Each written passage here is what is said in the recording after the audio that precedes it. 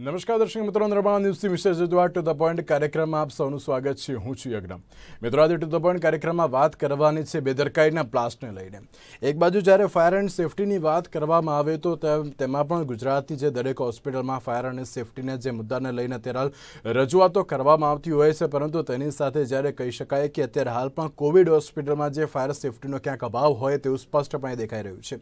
એક બાજુ જ્યારે સિવિલ હોસ્પિટલની વાત કરીએ કે પછી અન્ય એવી પ્રાઇવેટ હોસ્પિટલની વાત કરીએ તેમાં પણ જ્યારે ફાયર સેફટીનો અભાવ જોવા મળતો હોય તો તેને લઈને પણ અત્યારે સવાલ ઊભા થઈ રહ્યા છે. એક બાજુ જ્યારે શ્રી અગ્નિકાંડ સામે આવ્યો હતો ને ત્યારબાદ જે આજની વાત કરવામાં આવતો હૃદય હોસ્પિટલમાં પણ જે ઓક્સિજન બ્લાસ્ટની જે ઘટના બનવા પામી હતી ને તેને લઈને અત્યારે જ્યારે તંત્રની વાત કરીએ તો તંત્રની સામે અત્યારે જે પગલાં લેવા જોઈએ તેવું પણ અત્યારે સામે આવ્યું છે, કારણ કે તંત્ર અત્યારે ક્યાંક બેદરકાર હોય તેવું સ્પષ્ટપણે દેખાઈ રહ્યું છે. બીજી બાજુ જ્યારે ફાયર એન્ડ સેફટીની વાત કરવામાં આવે તો ગુજરાત સરકાર દ્વારા જે હમણાં જ મોટી જાહેરાત કરવામાં આવી હતી અને જે 1લી તારીખથી જે લાગુ પણ થઈ ગઈ હતી કે દર 6 મહિને તમારે જે ફાયર સેફટીને જે રિન્યૂ કરાવવી પડશે અને તેમાં પણ તંત્ર દ્વારા જે યોગ્ય સહી સિક્કા લેવા પડશે, પરંતુ હવે તેમાં પણ સવાલ એક જ છે કે શું તંત્ર દ્વારા હજુ પણ બેદરકારી દાખવવામાં આવશે. બાંધકામ સમયે જ્યારે ફાયર એન્ડ સેફટીનું જે ચેક કરવામાં આવતું હોય છે, પરંતુ તે ચેક કર્યા વગર જ બાંધકામની પરમિશન આપી દેવામાં આવે છે. તેવા ઘણા બધા સવાલ સામે આવતા હોય છે. જ્યારે ગુજરાત સરકારની વાત કરીએ, ગુજરાત સરકાર દ્વારા પણ જે ફાયર સેફટીને લઈને અનેક એવા બણગા ફૂંકવામાં આવતા હોય છે, પરંતુ તે પણ ક્યાંક અત્યારે નઠારા સાબિત થયા હોય તેવું સ્પષ્ટપણે દેખાઈ રહ્યું છે. ત્યારે આ મુદ્દા પર ચર્ચા વિચારણા કરવા માટે અમારી સાથે જોડાઈ ગયા છે પંકજભાઈ ધારકર, જેઓ એક્સ નેશનલ અને ઇન્ટરનેશનલ પ્રેસિડેન્ટ છે SSAIના ફાયર એન્ડ સેફટી એસોસિએશનના, અને તેમની સાથે પ્રશાંતભાઈ ગઢવી, જેઓ રાજકીય વિશ્લેષક છે. જે આ બંનેનું સૌથી પહેલાં તો સ્વાગત છે. પંકજભાઈ, સૌથી પહેલો પ્રશ્ન હું આપને પૂછવા માંગીશ કે એક બાજુ જ્યારે કહી શકાય કે ફાયર અને સેફટીને લઈને જે પહેલાં પણ જે ધ્યાન આપવામાં આવતું હતું, પરંતુ અત્યારે એ પ્રમાણેનું જે ધ્યાન આપવામાં આવતું નથી તેવું લાગી રહ્યું છે. શું કહેશો અત્યારે હાલની જ્યારે ફાયર એન્ડ સેફટીના જે અત્યારે લોસ છે તેને લઈને? सबसे पहले मैं आपका धन्यवाद देता हूं कि आपने फायर एंड सिक्योरिटी सब्जेक्ट के लिए आपके मीडिया में टाइम निकाला. ये हमारे लिए बहुत खुशी की बात है, क्योंकि ये एक ऐसा सब्जेक्ट है जिसको हमेशा हर किसी मीडिया ने काफी निगलेक्ट किया है, और जब कोई इंसिडेंस होता है तभी लोगों को याद आता है. मुझे ऐसा लगता है कि ये केवल शासन की ही जिम्मेदारी नहीं है, हर किसी नागरिक में अवेयरनेस होने की जरूरत है. हर किसी हॉस्पिटल ओनर को, हर किसी बिल्डिंग ओनर को ये समझना जरूरी है कि उनकी फायर सिक्योरिटी, जो फायर सेफ्टी के जो इक्विपमेंट्स है वो पहले तो लगे हैं कि नहीं, वो काम कर रहे हैं कि नहीं, और इसका यदि रेगुलर ऑडिट नहीं होगा, यदि इसको लोग एज ए नेसेसिटी नहीं समझेंगे तो इस तरह के डिजास्टर होते रहेंगे. हम हमेशा चर्चा करते रहेंगे. ये समय आ गया है कि हर किसी को इसके बारे में जिम्मेदारी लेना पड़ेगी. प्रशासन एक तरह से आपकी सहायता कर सकता है, मगर किसी भी फायर एक्सीडेंट में पहला रिस्पॉन्डर उस बिल्डिंग का ही होता है. आप कोई भी फायर डिपार्टमेंट को आधे घंटे से 45 मिनट से 1 घंटा लग सकता है, और कुछ चंद मिनटों में ही बहुत सारी चीजें खत्म हो सकती है. यदि कोई शॉर्ट सर्किट से रिलेटेड फायर हो जाए, या अभी हम देख रहे हैं कि ऑक्सीजन से रिलेटेड सिलेंडर ब्लास्ट हो जाए, ये बड़ा ही दुखदायी मामला है. मगर ये सारे मैन मेड प्रॉब्लम है, ये कोई क्रिएट होके नहीं आए, और इसका सॉल्यूशन हमारे पास ही है. हम सब लोगों को मिलके ही किया जा सकता है. और मैं जिस संस्था से जुड़ा हूँ, fire and security association of India, ये इसी तरह की काम करने में जुटी है कई सालों से. हमारे 8,500 मेंबर है. हमने पिछले साल करीब 4,80,000 स्टूडेंट्स तक पहुंचे. गुजरात में भी काफी लोग स्टूडेंट्स तक पहुंचे. तो हम ये चाहते हैं कि बच्चे स्कूल में पढ़े ये एज ए सब्जेक्ट. हमने एक अर्थक्वेक देखा 2001 में, हमारे सब लोग भूल गए इस बात को. तो यदि ये एजुकेशन नहीं हो कि हमें यदि अर्थक्वेक आया है तो क्या करना है, यदि एक फायर का इंसिडेंस होए तो छोटी फायर को किस तरह से काबू में लाया जाए, तो बहुत बड़ी दुर्घटना बच सकती है. और इसमें मैं जबकि गुजरात शासन का धन्यवाद देना चाहता हूं कि जो आपने सुना, आपने अभी बोला कि हर 6 महीने में ऑडिट होना चाहिए, ये बहुत जरूरी है. और इससे यदि अवेयरनेस आ जाए तो शायद हम इन समस्याओं का सावधान जल्दी निकाल पाएंगे. एक दूसरे पे ब्लेम करके कुछ नहीं होने वाला है. आई थिंक एक जब बिल्डर बिल्डिंग बनाता है, और आप देखते होंगे कि बहुत सुंदर सुंदर उसमें इटालियन मार्बल दिखाते हैं, स्विमिंग पूल दिखाते हैं, और आप जाके अट्रैक्ट हो जाते हो.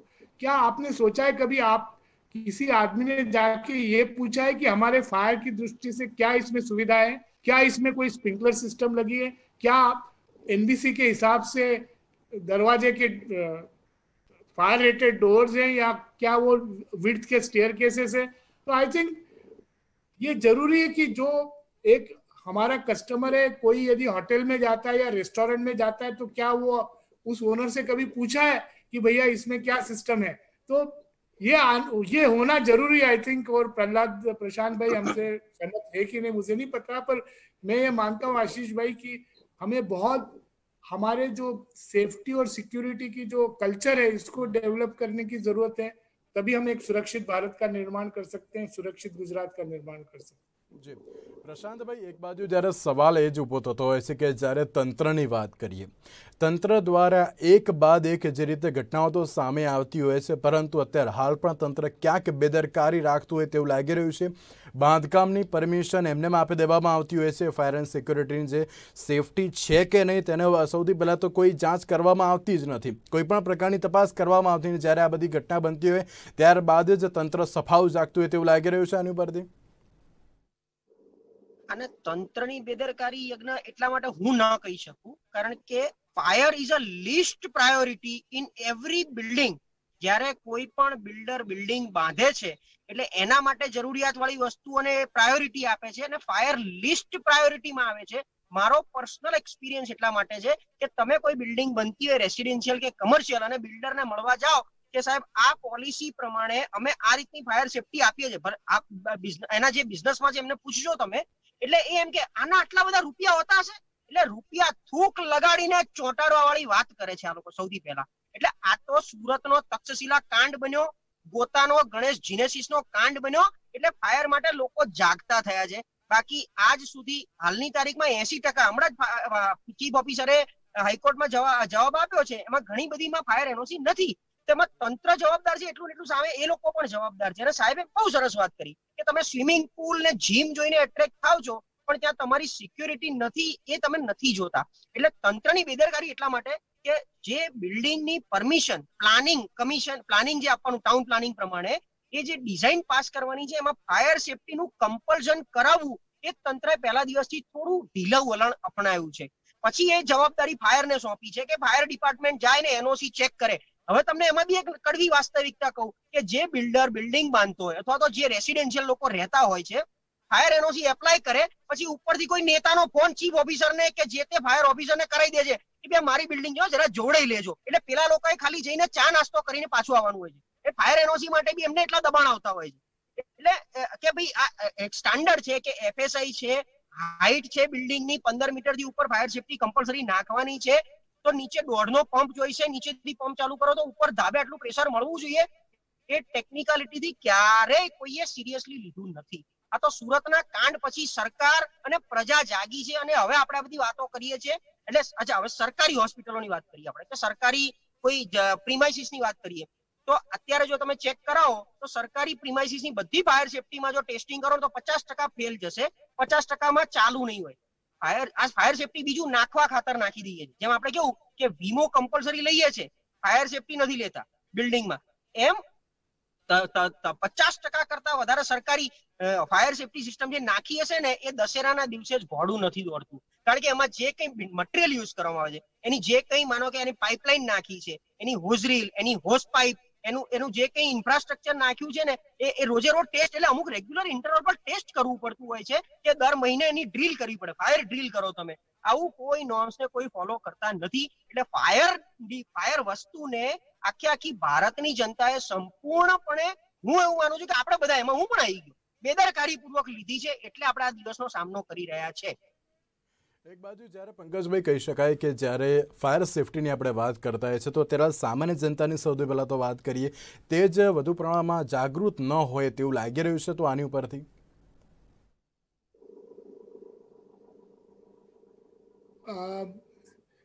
मेरे को ऐसा लगता है कि सर ये हर लेवल पे और हर तरह से बहुत काम करने की जरूरत है, और जागरूकता लाना ही एक बड़ा वे हो सकता है।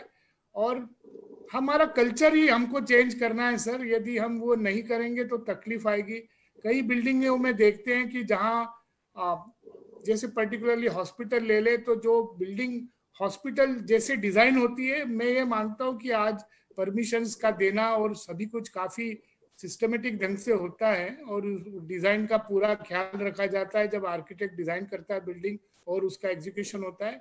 पर जहाँ कोई मॉडिफिकेशन होता है, कोई समझिए कोई शॉपिंग कॉम्प्लेक्स है और उसके ऊपर एक क्लिनिक बन जाता है या कोई इस तरह का मॉडिफिकेशन हो जाता है, तो इन सब जगह पे, या सर ने जैसा तक्षशिला का भी बोला, वो भी ऐसा ही केस था कि जहाँ पे कोई अनऑथराइज बिल्डिंग बन गया, ऊपर 2 फ्लोर बन गए, और फिर जब इस तरह का काम होता है तो उसमें जो इलेक्ट्रिकल सिस्टम्स है वो ओरिजिनली डिजाइन नहीं होती है, और ये जहाँ पे 100 किलोवाट की जरूरत है वहां पे 200 किलोवाट पावर लोगा तो केबल उसका साथ नहीं देगी, ये स्वाभाविक है। और ये छोटी सी चीज है जिसकी वजह से कई तरह के एक्सीडेंट हो सकते हैं। कई हॉस्पिटल में ये बहुत इंपॉर्टेंट है समझना कि हॉस्पिटल में काफी इक्विपमेंट लगते हैं और हो सकता है कई बार क्वालिफाइड लोग ये काम न करें। स्पेशली केबल्स आती है आजकल, जो फायर सर्वाइवल केबल है, जो हॉस्पिटल की क्रिटिकल इक्विपमेंट में यूज होना चाहिए, नहीं होती, कई को अवेयरनेस भी नहीं है। तो ये कई ऐसे जुड़ के मुद्दे साथ में आते हैं जब इस तरह का कोई इंसिडेंस होता है। पर मैं वापस बोलता हूँ कि फायर इंसिडेंसेस मैन मेड है, अपने नेग्लिजेंस ही हो रहे हैं, और इसका सॉल्यूशन यही है कि उनको किस तरह से एज्युकेट किया जाए। બીજી બાજુ પ્રશાંતભાઈ, કે જ્યારે આપણે વાત કરી બિલ્ડરની, અને બિલ્ડરમાં પણ જે રીતે તમે કહ્યું કે જ્યારે પણ કોઈ પણ એક બિલ્ડિંગ બનવાનું અને તેમાં પણ જ્યારે તંત્રના અધિકારીઓ પહોંચે અને ચા પીને પાછા જતા રહેતો હોય, તો લાગી રહ્યું છે કે આ બિલ્ડરની અને તેની સાથે તંત્રની મિલીભગત હોય તેમ? આમાં કેવું છે કે ગુજરાતમાં જે બિલ્ડર હોય ને, એક તો એ નેતા જ હોય, કોઈ સામાન્ય બિલ્ડર મેં જોયો જ નથી, એ નેતા જ હોય, રાજકારણી જ હોય। એટલે એની બિલ્ડિંગ હોય ને એમાં જે કોઈ પરમિશન, માનો કે ઇલેક્ટ્રિફિકેશન આવતું હોય તો એનર્જી મિનિસ્ટરનો ફોન જતો રહ્યો હોય, અર્બન ડેવલપમેન્ટમાંથી ટાઉન પ્લાનિંગ વાળાનો ફોન જતો રહ્યો હોય, ફાયર માટે ફાયર ઓફિસરને ફોન જતો રહ્યો ઉપરથી। એટલે એ લોકોએ માત્ર બિલ્ડર સાથે સાંઠગાંઠ કરવાની હોય અને એ પ્રકારના એક રિલેશન મેનેજમેન્ટ એટલે પીઆર બનાવતા હોય છે। ઓફિશિયલી કોઈ પોતાની ફરજ ઓફિશિયલી નથી નિભાવતું અને એ ફરજ માનો કે કોઈને નિભાવી છે તો એની બદલી કરવામાં આવે। સિમ્પલ, આ એક ફિલ્મી સ્ટોરી જેવું છે કે સાચા અધિકારી કદાચ ભૂલથી 2 ક્વેશ્ચન માર્ક કરશે તો ઓળખે છે હું કોણ છું, બક્કલ પટ્ટા ઉતારાઈ દઈશ। આ શબ્દો આપણે મેં બહુ સાંભળેલા છે। એટલે આ જે બેદરકારી અને જાગૃતતા આપણે લાવવાની જરૂર છે, એની સાથે દરેક વ્યક્તિ પોતાની નૈતિકતા સમજવાની જરૂર છે। હું જો કોઈ ધંધો લઈને બેઠો છું તો હું જે ધંધો કરી રહ્યો છું અને મારે જે ઊભું કરવાનું છે એમાં મારે કેટલા ગવર્મેન્ટના રૂલ્સ ફોલો કરવાના છે, કેટલા પોલિસી પ્રમાણે ચાલવાનું છે, કેટલા રેગ્યુલેશન્સ ને ફોલો કરવાના છે, મારે સમજી અને એ પ્રમાણે મારે બધું કરાવવાનું છે। એમાં કઈ ચકાચોરી ના ચાલે। એટલે આપણે દરેકમાં ચોરી કરવાનો આદત પડી ગઈ છે દરેક વસ્તુમાં। આજે પોલ્યુશન કંટ્રોલ બોર્ડ હોય એટલે કેમિકલની ફેક્ટરી હોય ને પોલ્યુશન કંટ્રોલ બોર્ડના અધિકારીઓના મિલી ભગત હોય। આ બધું એક તંત્ર જે ચાલતું આવે છે ને, આમાં આખો 180 ડિગ્રી ચેન્જ આપણે ન લઈ શકીએ તો કઈ નહીં। આપણી પોતાની જાગૃતતા જો હશે તો કદાચ આમાંથી બહાર આવશે। મેં કીધું ને એમ કે બિલ્ડર ફાયર એની લિસ્ટ પ્રાયોરિટી હોય। ફાયર સેફટી સિસ્ટમ 10 માળથી ઉપરની કોઈ પણ હાઈ રાઇઝ બિલ્ડિંગ હોય એમાં ફાયર સેફટી સિસ્ટમ તમારે 3.5 લાખથી ચાલુ થઈ અને 15 લાખ સુધીની જતી હોય છે ધીરે ધીરે, બરાબર છે। એ આખોનો એટલે એમને એવું લાગે કે 10 લાખ રૂપિયા ફાયર પાછળ ખર્ચી નાખવાના, એટલે માત્ર નાખવા પૂરતું યાર સ્પ્રિંકલર જે નાખવાનું મિનિમમ નાખી દો, આ જે કરવાનું જે મિનિમમ કરી દો, એમ એ લોકોને થૂક લગાડીને વસ્તુ ચોંટાડવી છે દરેક જગ્યાએ। અને આ બધે એક જીનેરિક થઈ ગયું છે।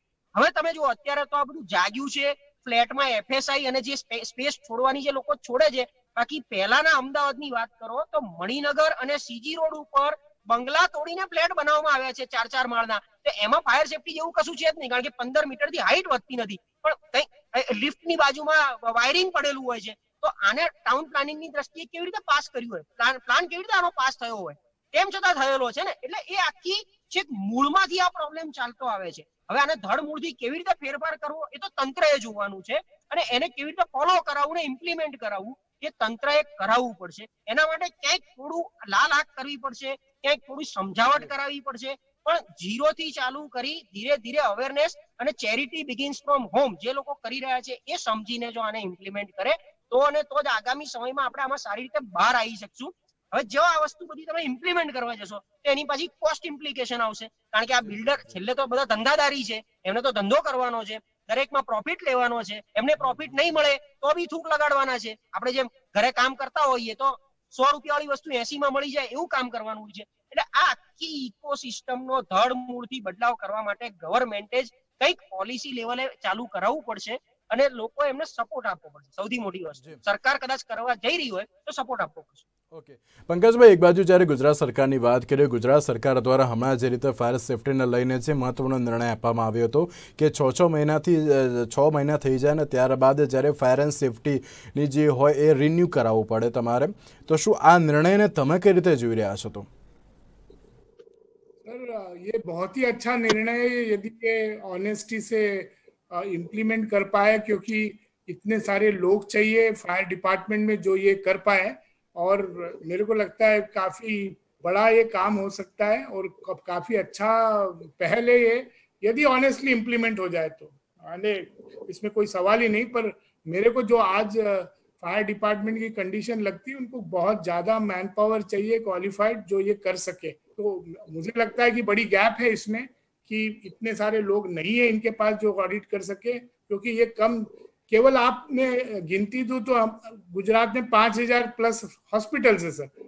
आप अने बाकी की बिल्डिंगें छोड़ दो, अभी हम हॉस्पिटल के ऊपर यदि फोकस कर रहे हैं, और यदि हर 6 महीने में यदि मुझे ऑडिट करना है तो आप समझ लीजिए टाइम कितना चाहिए और कितने लोग चाहिए। तो कानून तो बहुत अच्छा है, आपने प्रश्न पूछा कानून कैसा है, बहुत अच्छा है, इनिशिएटिव कैसा है, एक्सेलेंट है, यदि वो इम्प्लीमेंट हो तो। और मैं उम्मीद करता हूँ कि उसका रास्ता निकाले और उम्मीद ये करे तो बहुत ही अच्छी चीज होगी। પંકજભાઈ, કહી શકાય કે જ્યારે તમે જે રીતે કહ્યું કે ના અત્યારે ફાયર એન્ડ સિક્યુરિટીમાં પાસે એટલું મેન પાવર છે ને, તો શું લાગી રહ્યું છે કે સૌથી વધારે મેન પાવર વધારવું છે અને ત્યારબાદ જે રીતે ફાયર એન્ડ સેફ્ટીની જે દરેક જે યોજના છે ને તેને અત્યારે ઇમ્પ્લિમેન્ટ કરવું જોઈએ તેમ? सर मैं तो आपको एक बेसिक सवाल बताना चाहता हूं जो मैं हर फोरम में बात करता हूं कि हमारे कंट्री में फायर ऑडिटर की स्किल ही अभी तक अप्रूव नहीं हुई स्किल डेवलपमेंट में। सर हम उस स्टेज पे है, यदि हम ये सोचना चाहे कौन करेगा फायर ऑडिट, तो उसका प्रश्न आपको कौन गवर्नमेंट देता है, आप देख लीजिए। और मैं हर बार ये बोल रहा हूँ कि इसको ये हाई टाइम है, हमारे इंजीनियरिंग कॉलेजेस में फायर और लाइफ सेफ्टी के बारे में कोई कोर्स ही नहीं है सर, इस 70 साल के इंडिपेंडेंस के बाद में। तो हम क्या बात कर रहे हैं सर, हमारा एक ही गवर्नमेंट अप्रूव्ड कॉलेज है नागपुर का, जहां से हर साल 200 लोग निकलते हैं, तो वो क्या इतने बड़े कंट्री को सेफ रख सकते हैं? तो बहुत जरूरत है एजुकेशनल सिस्टम में फायर एंड लाइफ सेफ्टी के कोर्स आए, वहां से इंजीनियरिंग कॉलेज में परकोलेट हो, और उसके लिए स्पेशल इफर्ट करे गवर्नमेंट, यदि हमें सुरक्षित भारत का निर्माण करना है। પ્રશાંતભાઈ, એક બાજુ જ્યારે પંકજભાઈએ જે રીતે જણાવ્યું કે જ્યારે સરકાર દ્વારા જે રીતે એજ્યુકેશનલ જે સિસ્ટમ છે તેમાં જ અત્યારે કોઈ પ્રકારના જે બદલાવ કરવામાં આવ્યા નથી, તો શું લાગી રહ્યું છે કે જ્યારે એક બાજુ જ્યારે તંત્રની વાત કરીએ, સરકારની વાત કરીએ, તેમના દ્વારા જે રીતે ફાયર સેફ્ટીના જે દાવા કરવામાં આવતા હોય છે તે માત્ર પોકળ સાબિત થતા આ ઉપરથી તેવું લાગી રહ્યું છે? એટલે એમાં વાત સાચી છે કે એજ્યુકેશન લેવલે થોડો ધરમૂળથી ફેરફાર જેવું વાત કરી રહ્યો છું। એટલે ફાયરનું નોલેજ કરતા ફાયરના જે કોર્સિસ, હવે અત્યારે ફાયર સર્વિસની એકમાત્ર નાગપુર કોલેજ છે NFSC, અને એનું એફિલિએશન અલગ અલગ હમણાં 3 જગ્યાએ આપ્યું। બાકી પહેલા તો માત્ર નાગપુર તમારે કોર્સ કરવા જવું પડે અને ત્યાંથી જ ઓફિસર બને। ફાયરમેન, અચ્છા ફાયર ઓફિસરના તો સ્પેસિફિક કોર્સ છે, પણ ફાયરમેન માટે તો કોઈ કોર્સ જ નથી। અમદાવાદ ફાયર બ્રિગેડની જો વાત કરું તો 4 ધોરણ પાસ પહેલા એના નોર્મ્સ હતા, જે હવે 10 ધોરણ પાસ અને 12 ધોરણ પાસ સુધી પહોંચ્યા છે। અને એક માત્ર ફિઝિકલ ફિટનેસ અને અમુક જે સ્વિમિંગ આવડવું જોઈએ આ પ્રકારના એના ક્રાઇટેરિયા હોય છે। એટલે ફાયરમેનના સ્પેસિફિકલી બરોડામાં હમણાં કોર્સ ચાલુ થયા છે, કોલેજ છે એમાંથી। એટલે ફાયરમેનના કોર્સ, ઓફિસરના કોર્સ, મેન પાવર વધારવો। અમદાવાદની 70 લાખની ઓછામાં ઓછી વસ્તી આપણે માનીએ છીએ, એ 70 લાખની વસ્તીની સામે આપણી પાસે હાલમાં 18 ફાયર સ્ટેશન છે અમદાવાદમાં, અને બીજા 2-3 પાઇપલાઇનમાં છે, એકાદું તૈયાર થયું છે, ગમે ત્યારે રેડી થશે। તો આ 18 થી 19 એરિયા પ્રમાણે બી તમે જોવા જાવ તો 48 વોર્ડ છે અમદાવાદ કોર્પોરેશનની અંદર, અને ઔડા થોડું અલગ ગણી લઈએ તો એ પ્રમાણે થોડો ગેપ ઓલરેડી અમદાવાદ ફાયર બ્રિગેડમાં છે। તો આખા દેશની તમે વાત કરો, આખા ગુજરાત રાજ્યની વાત કરો, તો સ્ટેટ ફાયરમાં જે આપવામાં આવ્યું છે એ પ્રમાણે મેન પાવર હવે સરકાર વધારે, એ પ્રકારેની અવેરનેસ વધારે, સ્કિલ સેટ્સ ઉભો કરે, અને એ એજ્યુકેશન લોકો સુધી પહોંચાડવામાં સરકારે ઊભું થવું પડશે। એટલે તંત્રએ, હવે મેં કીધું ને કે તંત્રએ 100% ફાયરને સિરિયસ લેવું પડશે, અત્યાર સુધી તંત્રએ પણ નથી લીધું। આજે કેવું હોય કે અમદાવાદ કોર્પોરેશનમાં ફાયર ડિપાર્ટમેન્ટમાં એક જ એટલે કમિશનર હોય, એ મને યાદ છે કે અમદાવાદ મ્યુનિસિપલ કોર્પોરેશનના કમિશનરે 14મી એપ્રિલ સિવાય ક્યારેય ફાયર બ્રિગેડની વિઝિટ નહીં કરી। ફાયર બ્રિગેડમાં શું ચાલે છે એની ક્યારેય કમિશનરે વિઝિટ જ નહીં કરી હોય. તમે પૂછો મુકેશ કુમાર સાહેબ અત્યારે કમિશનર છે, એમને પૂછો સાહેબ છેલ્લે અમદાવાદ કોર્પોરેશનની વિઝિટ તમે ક્યારે કરી હતી? એમણે નહીં કરી હોય, કારણ કે આની પહેલા પણ કમિશનર રહી ચુક્યા છે, હમણાં અહીંયા અત્યારે આવ્યા. એટલે કમિશનરે વિઝિટ નહીં કરી હોય તો એને ખબર જ શું હોય કે અંદર શું ચાલી રહ્યું છે, કેવી રીતે એમને જરૂર છે, લોકોને ફાયરની અવેરનેસ કેવી રીતે ક્રિએટ કરાવવાની છે. મારા સિટીને, હું જે વિસ્તારનો કમિશનર છું, એ સિટીને શું જરૂર છે ફાયરની, ફાયર રિલેટેડ કેટલી એક્ટિવિટીમાં ગેપ છે, એટલે એ તંત્રએ હવે એ રીતે લોકોની વચ્ચે જવું પડશે, ત્યારે જ એને આની સેન્સિટિવિટી વધારે પકડાશે. જી પંકજભાઈ, આની ઉપરથી એમ કહી શકાય કે જ્યારે ફાયર એન્ડ સેફટીની વાત કરવામાં આવે તો તમે જે રીતે એસોસિએશનની વાત કરીને તેની સાથે જ્યારે તંત્રની પણ વાત કરીએ, તંત્રે પણ અત્યારે હાલ ફાયર એન્ડ જે સિક્યુરિટીનો જે અત્યારે હાલ મહત્વનો જે મુદ્દો કહી શકાય અને તેની સાથે જે અગત્યની વસ્તુ છે તેની ઉપર સૌથી વધારે નજર રાખવી જોઈએ તેવું લાગી રહ્યું છે. बिल्कुल सर, मैं आपसे सहमत हूँ कि इसमें बहुत ध्यान देने की जरूरत है. प्रहलाद भाई ने काफी इम्पोर्टेंट मुद्दा उठाया है और मैं ये मानता हूँ कि ये कई गुना बढ़ना चाहिए जो ध्यान है, तभी जाके हम एक सुरक्षित गुजरात का निर्माण कर सकते हैं. हमने बहुत इनफैक्ट यही वीक में सर आपने शायद आपने देखा होगा कि हजीरा में इतना बड़ा इंसिडेंस हुआ है ऑयल रिलेटेड, वो उसके बारे में सुनाने की कोई मीडिया में किसी ने बात की, कितने करोड़ों और अरबों रुपए का नुकसान हुआ होगा कंट्री का, रिसोर्सेस का. केवल जाना ही नहीं, माल की भी रक्षा करना फायर सिक्योरिटी सिस्टम का काम है सर. काफी बड़ा नुकसान हुआ, पर शायद मैंने कहीं न्यूज नहीं देखी कि कोई उसके बारे में बात कर रहा है, ये क्यों हुआ इंसिडेंस, किस लिए हुआ, कितना नुकसान हुआ होगा. काफी सेंसिटिव न्यूज हो सकती थी, मगर शायद ध्यान के बाहर निकल गई. बहुत ज्यादा इंपॉर्टेंट न्यूज चल रही थी सुशांत सिंह राजपूत के बारे में या दूसरे लोगों के बारे में, पर बहुत बड़ा इंसिडेंट हो चुका है ये इसी वीक गुजरात में. और हम आज बात कर रहे हैं, ऑफकोर्स हॉस्पिटल फायर बहुत सेंसिटिव इश्यू है, कोविड को लेके ज्यादा सेंसिटिव है और हम उचित कर रहे हैं, मगर आई थिंक ધ્યાન દેને કી બહુત જરૂર છે. ઓકે. તો એક બાજુ જ્યારે તંત્રની વાત કરવામાં આવે તો તંત્રને લઈને અત્યારે ઘણા બધા સવાલ ઊભા થઈ રહ્યા છે અને તેની સાથે જ્યારે કોવિડ હોસ્પિટલ હોય અને જ્યાં દર્દીઓ પોતાના જે અત્યારે જીવ કહી શકાય કે ત્યાં જ જોખમમાં મુકાતા હોય તેવું લાગી રહ્યું છે. અને તેની સાથે સરકારની વાત કરી કે પછી તંત્રની વાત કરીએ તેની સામે અત્યારે ઘણા બધા સવાલ ઊભા થતા હોય છે. બિલ એ બહુ મોટા આપી દેવામાં આવતા હોય છે, પરંતુ સામે જ્યારે સુવિધાઓની વાત કરીએ તેમાં બહુ જ અભાવ જોવા મળતો હોય તેવું સ્પષ્ટપણે દેખાઈ રહ્યું છે. તેની સાથે પ્રશાંતભાઈ અને પંકજભાઈ બંનેનો આભાર અમારી સાથે આ ચર્ચામાં જોડાવા માટે. તો નિર્માણ ન્યૂઝના આ વિશેષ કાર્યક્રમમાં બસ આટલું. રજા આપશો. નમસ્કાર.